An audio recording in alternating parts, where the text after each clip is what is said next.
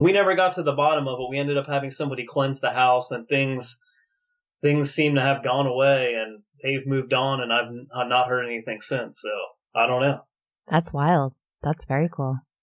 Yeah, and like I said, I had no, doing this for as long as I've doing it, as many investigations I've done, I just had no. I was kind of shocked at some of the stuff we found. I was like, and I don't get shocked easy when it comes to this paranormal stuff, but I was like, I just scratching my head. I was like, I have no idea. I have no idea what this is. Yeah, that's super weird. And do you have like a go-to person for cleansings? Is there a person within the groups you work with? Is there a certain type of cleansing you recommend for people to do? I personally, I've never done it myself. I, have been to cases where I try to go to the person's religious beliefs. So if you're Catholic, I try to find a Catholic priest that's willing to come and bless somebody's home. Dealt with one case as long as I've done this, and it something that I thought was inhuman. And we had a preacher come out and walk through the house, and he didn't want to be in there. He just got creeped out being in that house. But I've used a variety of people, and the people that I've used that seem where stuff seems to work the best, because there's no guarantee. There's no guarantee that you're going to get rid of somebody's ghost by coming in there and cleansing it. I can't make that claim to say it works, because I've seen it work and I've seen it not work.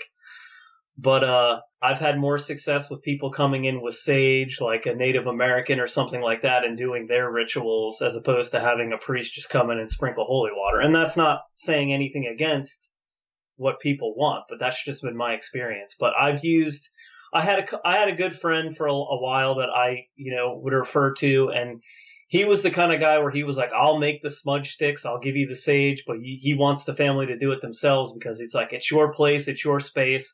You have to take the stand and tell it to leave. So that was his big thing, and that worked a lot too. And he was mainly my go-to guy. I won't say his name just because I don't, know if he wants his name out there. He's pretty well known. He's got himself out there, but I don't want to out him for being the guy that cleanses houses too. Right. We'll just refer to him as Brendan's guy. Yeah, Brendan's guy. Brendan's guy. So when we were on your show, you had mentioned doing a lot of work in, I believe it was abandoned asylums. Is that correct? Yeah, I had been, I was part of saving the Madison Seminary in Madison, Ohio, and it's an old woman's home that was it was for the widows and orphans after the Civil War. If their husbands were killed and they had nowhere else to go, they would put them in these homes, and they would live there. And it ended up being like almost a retirement community for retired sailors. And eventually, in the late 50s, 60s, they would house the insane patients there. And they tried to cover that up. There was no real definitive proof, but stuff's been coming out of the woodwork. So yeah, and we the buildings. There was no definitive proof of what? That there was psych patients held in this. Oh, gotcha. All right. Insane asylum. All right. But locals are the people to go to when you want to find out true history of stuff, because they'll remember like, oh no, they housed those people there, and then they destroyed all the records. Cover a lot of that stuff up. Yeah. Yeah, and that was the thing. But you can find, if you look hard enough, you can find stuff. But I, with my friend Adam, like, he's the owner. He brought a bunch of people in. We all did all this work and saved the building from being destroyed. That's awesome. Did you find any kind of paranormal going-ons there? Oh, this place is insanely haunted.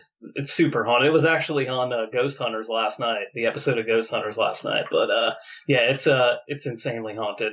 Did you see anything while you were there? Yeah. I it got to the point where you're doing so much work there that you dismiss a lot of it. You're just like, oh, hey, you're walking in this building by yourself. You hear somebody running up the stairs. You're like, oh, well, somebody's running up the stairs. And for a long time, immediately you thought somebody broke in the building. But then you look through the whole building and you realize, oh, yeah, this is a haunted building. Mm-hmm. I seen a full body apparition there. It scared the crap out of me because, like I said, I thought it was somebody in the building. Mm-hmm. But by the time I looked up at the person, I seen a full body apparition, could describe exactly what they were wearing. And I'll get to that in a second because it's kind of cool because somebody else saw it at a completely different time. Oh, neat. But where he was standing, if he would have took off running, there was no way he would have got away. without me hearing him run, and I would have been able to catch up with him the distance I was from this guy. Mm-hmm. But he was wearing black pants, white shirt, white button-up shirt. He had a beard and he had no face. And that was the weirdest thing. That didn't dawn on me that he didn't have a face till after I like gained my composure. I was like, oh my God, that guy didn't have a face. But it didn't look like, your little misty ghost that you could see through. It looked like a solid human being. He just lacked a face. So, yeah, he lacked a face. And so weird. as you're kind of like thinking back on it, did he have hands? Yeah, it was a full Okay. guy standing there, just no face. All right. I was So- just curious if it was a matter of like you just couldn't see his skin or something, if he was just like a figure behind his clothes and had like the beard on. That's why I asked. Oh yeah, no, he was a full on dude just with no face. Hmm. And then one of my other friends, he was doing an investigation there. I don't know, I think maybe 6 or 7 months later, he saw the same guy, this almost in the same exact area, and we didn't talk about it before. And I was doing his radio show, and I was talking about that, and he just stopped, and he's like, oh, I saw the same exact guy in the same exact spot. So it was kind of cool that somebody else seen the same person. Yeah. That was the most compelling thing I seen there. Like I said, there's all kind of noises, all kinds of voices, all kinds of weird stuff happens. You Mhm. feel weird in certain spots. There's a wheelchair that's there that moves around by itself. It's a nutty place. Okay. And it's still standing. Oh, 100%. So, and you had said that you saved it from being torn down? Well, yeah, the city wanted to go in there. We didn't know what they wanted to do with it. They didn't want him having the building because they really busted chops and, were all sticklers about the fire code and all this stuff. Mhm. Like, they didn't want these young kids coming in there and taking over this building. But, yeah, I mean, I don't know what they were going to do with it, but the place was in disrepair when he got it. Brought in a group of people. We all pitched in. We all put forth the effort, and we fixed it up. And now there's tours and ghost hunts and everything else that are run out of it. Oh my gosh, you guys are like the Scooby-Doo crew, except there wasn't a crazy old man who was causing all the problems, right? Yeah, or was there? Or was there? That's a good Yeah. point. Da-da-da. So, are you currently working on any investigations right now? Yeah, actually, we have an event coming up, and this is a place I've never been. Annie's been there twice. Oh, Annie's been there more than twice because it's in West Virginia, but she actually went to 2 big events there, and she just filmed there for the Travel Channel. But we're doing a public ghost hunt at this place called Lake Shawnee. It's in West Virginia. It's an abandoned amusement park. Ooh. But the cool thing about it is When that it's are you doing that? October 19th. Oh, I can't go that weekend, but that would be really fun. Yeah, it's I've never been there. I know a lot of people have been there. Annie loves it. That's where she's seen her first full body apparition. She's seen a guy there. And it's, supposed to be cursed Native American grounds. Mhm. And I'm excited to go because first of all, it's like one of my favorite video games of all time is Silent Hill. And there wasn't a level on there where you're in this abandoned amusement park. So, I mean, I'm all about that. But I'm very big into the sacred grounds of Native Americans. I've had a lot of weird experiences in those areas. And when you do this stuff for a long time, and maybe you guys can attest to this, but you're able to walk into a location and be like, wow, this place feels off tonight, or it feels a little strange in this area. When you go to a place that's like sacred ground, it feels a lot different. That like there's more energy, more intensity. And I'm really looking forward to going to this place just because of that. And I know a lot of people have had a lot of cool experiences here, but we're going there with friends of ours in this paranormal group called Gateway Paranormal. And they're a great bunch of guys. They're coming there to help us out with this event. And we get to investigate it all night. The doors open at 8 and you're there till 6 in the morning if you want to be. So we're Wow. really looking forward to doing that. Yeah. I can't wait to hear how that goes. Yeah, that's awesome. You're going to have to let us know. Oh, definitely. I mean, I've been to a lot of places, but doing outdoor investigations isn't my forte, but this place looks really, really, really awesome. So Very cool. And when you go on your investigations, you've been doing this a long time. What would you say for your equipment? What's the best equipment you have that you kind of always bring along with you? I'm old school, man. I just like an audio recorder. Like I've had the most success, the most luck with capturing evidence on an audio recorder. Carry a video camera, you never know.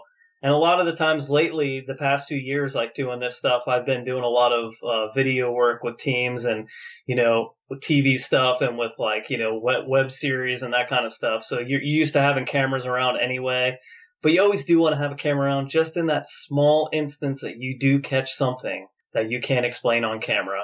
What I tell people all the time is that if you're into all the gadgetry and you want to try all this stuff out, do it. I 100% believe that you should try everything because you never know. There's one thing that works best for everybody.